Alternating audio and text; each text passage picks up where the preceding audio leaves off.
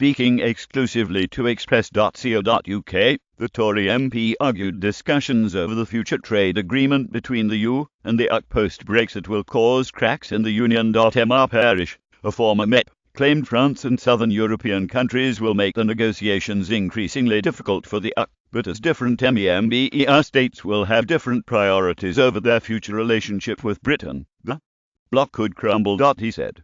Historically, the French have been and will be very tough with Britain. The Scandinavian countries and Germany and Holland will, on the whole, be more sympathetic. The French and Latin countries less so.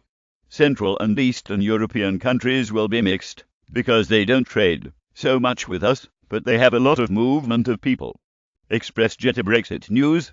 Neil Parish reveals you is not the happy family they put out to be. Because of my 10 years of experience, I understand not only the dynamics towards the UK, but also between each other, and although on the face of it, they are one great united happy family, if you dig down underneath it's not quite so happy.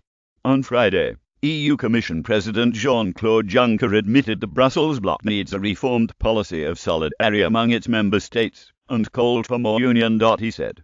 The Lisbon Pact allows us to take a decision with unanimity, but also with a majority. It will be important to redefine the decision-making mechanism to matter on the global exchequer.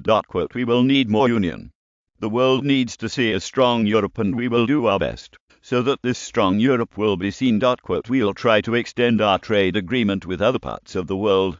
Although on the face of it, they are one great united happy family, if you dig down it's not quite so happy. Neil Parish, the EU chief, refused to comment on Brexit and did not remark on growing Euroscepticism in Italy, from where he was giving his speech. Instead, he dismissed concerns from states such as Hungary, whose leader Viktor Orban yesterday raged at EU''SHANDLING of the migrant crisis. Mr Juncker said, I know very well that solidarity is created day after day. NATO was renewed last year.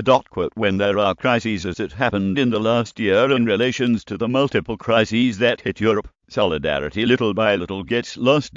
We saw it with immigration. The immigration crisis is not yet behind us. We saw cracks in the solidarity during the migration crisis. We recognized and acknowledged the dignity of Italian and Greeks asking for more solidarity. These countries can't be left by themselves.